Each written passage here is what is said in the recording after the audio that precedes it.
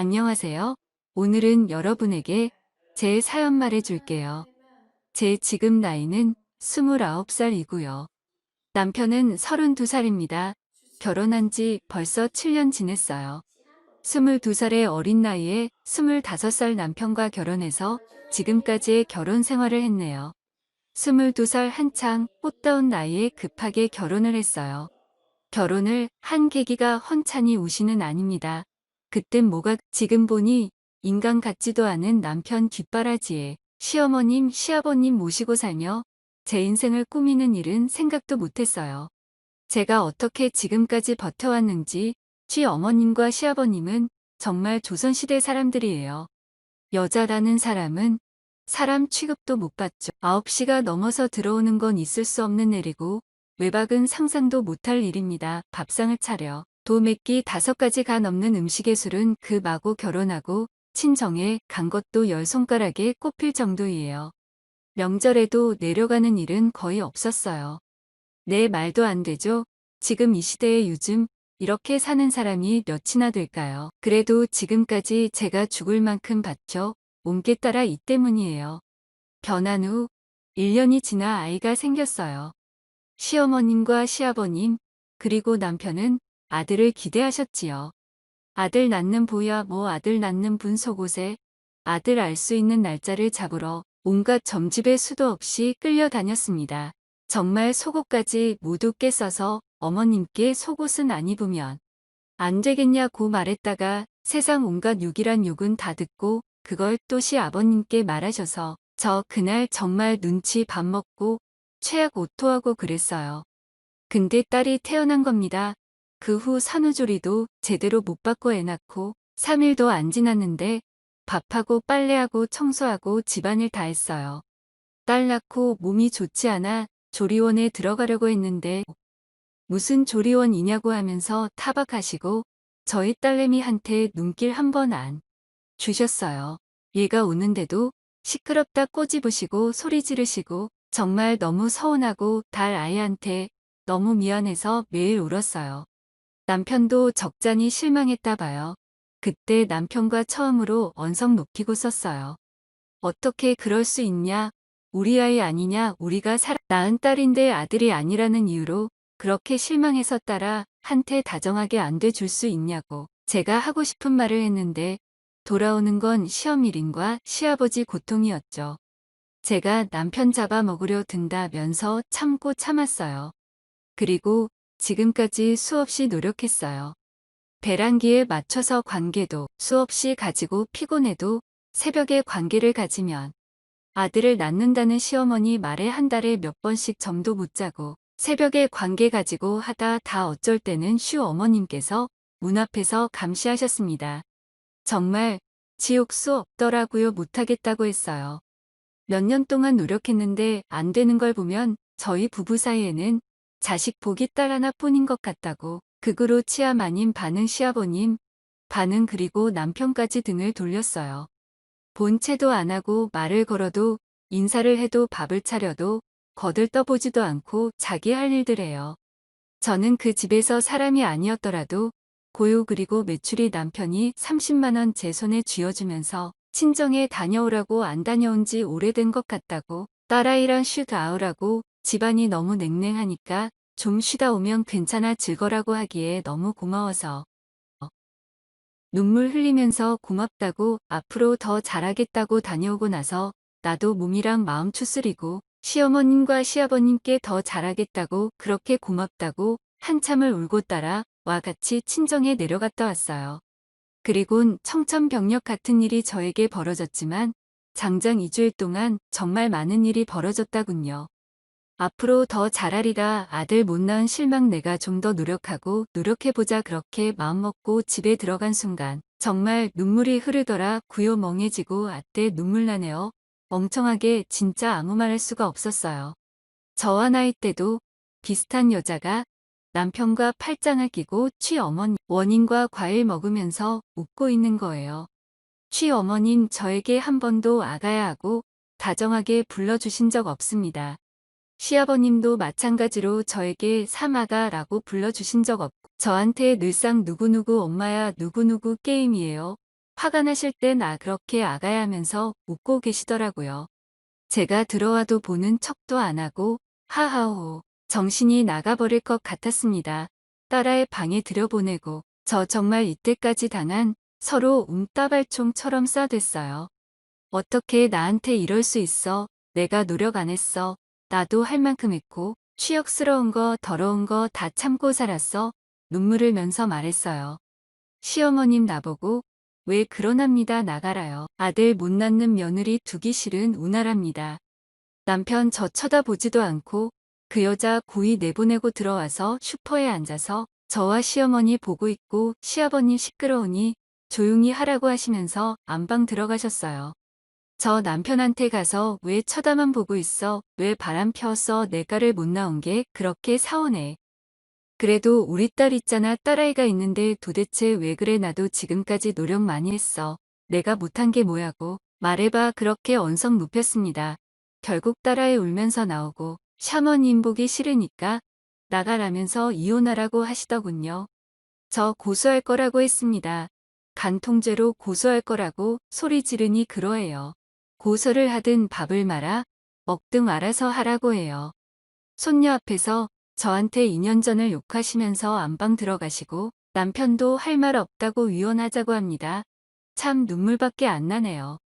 정말 우리 딸 앞에서 어떻게 그러냐고 했더니 자기는 딸보다 아들을 원한다는군요. 그러면서 29살 먹어 이제 늦었다고 갖고 싶어도 못 가질 거라고 온갖 악담을 다 하더라군요. 그 와중에도 29살에 뭐가 안 할 거냐고 내가 더 노력한다고 무릎 꿇었어요. 저 이혼 다한 거 알면 저희 친정 어머니 쓰러진다고 무릎 꿇고 울고 불고 손까지 싹싹 빌었어요. 제발 그러지 말라고 내가 더 노력한다고 시어머님 하라는 대로 다 하겠다고 앞으로 정말 더 노력하겠다고 그랬어요. 매몰차게 나가더군요. 그렇게 정신없이 몇 시간이 흐르고 저 울다 지쳐 딸아이 데리고 친정집 왔어요. 저희 엄마 무슨 얘기하고 물어봐도 대답도 안 하고 방에 틀어박혀 며칠을 어떻게 보냈는지 모르겠어요. 너무 막막하고 답답해 이렇게 글을 올리고 있네요. 복수하고 싶고 고소란 것도 하고 싶어요. 하지만 저 법에 대해 아무것도 모릅니다. 정말 저한테 일어나니 일 모두 믿기지 않아요. 정말 좋고 싶네요. 진짜 따라해 보면 이제 아빠 없는 애로 키우기 있구나 하고 유물 만나고 울지 말라고 고사리 같은 손으로 눈물 닦아주는 우리 딸부터 서럽네요. 일어서야 저 보란 듯이 당당하게 살아야죠. 이제부터가 시작입니다. 저 소송 들어갈 겁니다. 전 그 일이 있었던 직후부터 언니와 함께 변호사를 알아보러 다녔습니다. 다행히도 언니 지인이 법조계 일하시는 분 소개하셔서 도움받고 좋은 변호사 알려주시길래 찾아가서 이때까지 제가 당했던 서름 최형과 당했던 수모 하나도 빼놓지 않고 말씀드렸습니다. 그 전 날 남편과 샤마 임과 통화했던 녹음도 들려드렸고요. 그런데 이 증거 가지고는 부족하다네요. 당장 증거 수집 들어갔습니다. 시대 찾아갔습니다. 저와 제 딸내미 데리고 녹음기 주머니에 넣고 찾아갔습니다. 막상 집 앞으로 가니 그냥 딸리고 무섭더라고요. 언니가 챙겨좀 청심환을 먹고 마음 다 잡았어요. 혹시나 하는 마음에 집 전화로 전화했 GBB였는지 전화를 받지 않더라고요. 이때가 싶어달래 이 손 꼭 붙잡고 집 비밀번호를 누르고 들어갔습니다. 정말 다행히 아무도 없더라고요. 빨래통 가서 남편이 입었던 속옷 있는 대로 다 봉지에 쌌습니다. 그 여자 속옷도 있길래 전부 다 문제에 싸서 가방에 넣으려고 했는데 혹시나 빼앗길까봐 위층에 올라가서 소화기관에 숨겨놓고 슈퍼에 앉아서 시어머님, 시아버님, 그리고 그 여자 기다렸습니다. 7시 30분쯤 8시 다 돼가는 시간에 시어머님, 시아버님, 그리고 그 여자 남편 같이 다정히 넷이서 들어오더군요. 고기 냄새 풍기면서 말입니다. 분해서 온몸이 덜덜 떨렸어요.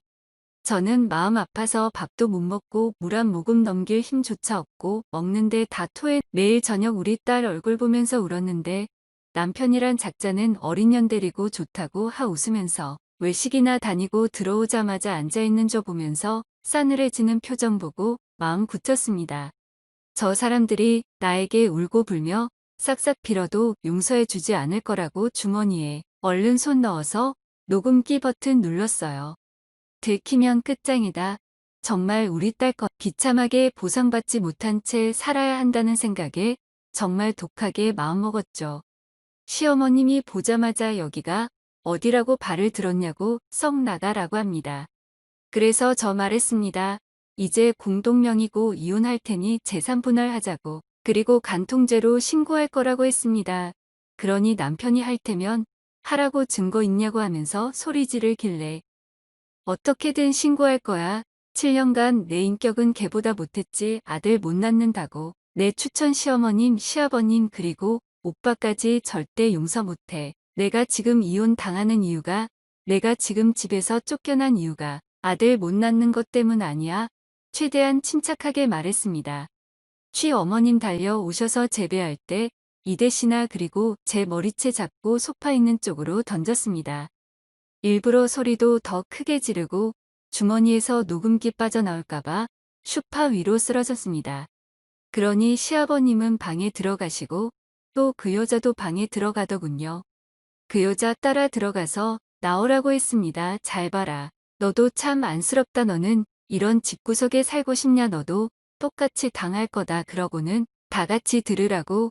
그리고 거실에 앉아 종이랑 볼펜과 내놓고 우리 딸 양육권 전적으로 앞으로 저한테 있다는 각서 쓰라고 했습니다. 우리 딸 찾지도 않을 거고 앞으로 만나지도 않을 것, 그리고 이혼한 후에 양육권 주장하지 말라는 내용도 써서 도장 찍어라고 했습니다. 양육비도 한 달에 100만 원씩 주라고 하고 200만 원은 우리 딸 고등학교 졸업할 때까지 받는 걸로 썼어요. 시어머님이 끝까지 걷찍고 먹고 떨어지라고 애 가지고 떨어지라고 비아냥거리더라고요. 검기 돌아가는 줄 모르고 그렇게 비아냥거리시며 아직 못 준다고 하길래 저 소송 간다고 하고 더 이상 구역질 나서 더 멋있게 써서 그 각서 받고 나왔습니다. 그리고 위층 소화기관에서 속옷 숨겨둔 거 가지고 왔어요. 병원 가서 뺨 맞은 건 머리채 잡혀 서욱 난 거 진단서 끊고 집에 돌아와 우리 딸 밥 먹이고 저도 밥 먹었습니다. 살겠다고 꾸역꾸역 밀어놓고 밥을 했어요. 나의 발 자마자 유전적 센터 검사하는 거 찾아가서 남편 속옷 그 여자 속옷 제 칫솔 드렸어요. 제 칫솔 드렸어요. 남편 속옷에 제 개인의 말고 다른 DNA가 있는지 그 여자 속옷에 남편 DNA가 있는지 받아달라고 검사 우리에 부탁되었습니다. 변호사님께서 차라리 녹음하고 비디오 찍고 이런 것보다 이렇게 하면 빠져나갈 구멍이 없다. 그 사람들에게 잘 안 알려진 방법이라 이런 건 방심하고 있는 사람들이 많으니까 잊고 난 속 가지고 검사해보라고 하셨거든요. 저도 언니도 그 말 듣고 이 거다 싶어서 잊고 난 속옷 빨래통 들여서 DNA 유리한 거고요. 의뢰한 후에 쉴 틈 없이 변호사 찾아가서 진단서 드리고 내일 감시 글에 나오면 소송 준비하자고 했어요. 그날엔 집에 돌아가서 우리 딸과 놀아주고 몇 년 만에 우리 딸 손잡고 엄마 손잡고 외식하러 나갔습니다. 거짓말같이 미련 같은 게 사악 사라지고 두려움도 없었어요.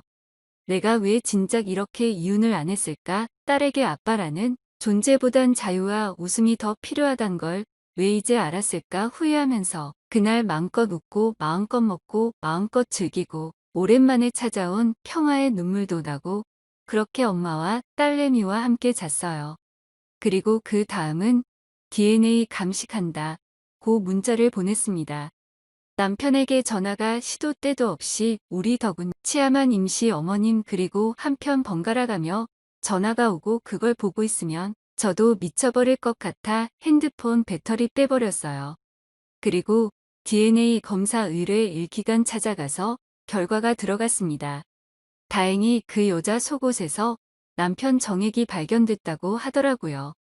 그 팬트에만 묻어 있었다. 고 결과 받았어요. 집에 갈까 하다가 서로를 뺏어 갈까 하는 두려움에 바로 변호사님 찾아가서 서류들이 고 소송 준비 빠른 시일 내에 부탁드린다고 했습니다. 그리고 집에 가서 밥 먹고 싶고 언니와 형부께 결과 말씀드리고 모두 잠자리에 누울 무렵 문을 사정없이 내리치는 소리에 깜짝 놀라인 휴대폰을 봤는데 시어머님과 남편 예상을 하고 있었습니다. 갑자기 속옷들이 없어졌을 뿐 더러 DNA 감식한다는 문자를 보냈으니까 요 불안감에 떨게 하고 싶었어요. 내가 느낀 감정들 하나하나 다 느끼게 할 순 없어도 불안감에 떨며 죄책감에라도 들게 하고 싶었어요. 전화도 문자도 안 받으니 찾아온 거겠죠. 문 열었습니다. 당당하게 취함 아닌 적극 오시댁으로 가려워 하더군요. 집에 가자고 우리가 미쳤었다고 하면서요. 형부랑 언니가 막아주고 할 말 있음 할 맘만 하고 돌아가라 고 했습니다. 계속 잘못했다는 말만 되풀이 하더라고요. 자기들이 미쳤었다고 그냥 해본 거라고 화가 나고 상대할 가치가 없다고 느껴서 그냥 쫓아냈습니다. 현관 앞에서 소리 지르고 벨 누르고 문이 부서져 또 들었어요. 자꾸 이렇게 행패 부리면 경찰에 신고할 테니 계속 해보라고 했습니다. 이런 것도 증거라고 하니 도망가더군요. 그 다음날부터 시도 때도 없는 문자와 전화. 내일은 핸드폰보다 바꾸러 가려고요. 소송 준비도 다 끝내고 내일 모레는 본격적으로 소송 걸 거고 증거도 이제 충분하고요. 제 마음도 편해졌고 무엇보다 딸이 할머니, 할아버지랑 안 살아서 좋다면서 행복해하는 모습 보니 제가 더 행복합니다. 저는 지금 정말 세상 누구보다 행복합니다. 7년이라는 세월 동안 전 정말 나약하고 바보 같은 사람이었습니다. 당하고 또 당하면서 저를 지키라고 하지 않고 딸내미 지킨 접시고 항상 찌그러져서 말도 못하고 살았어요.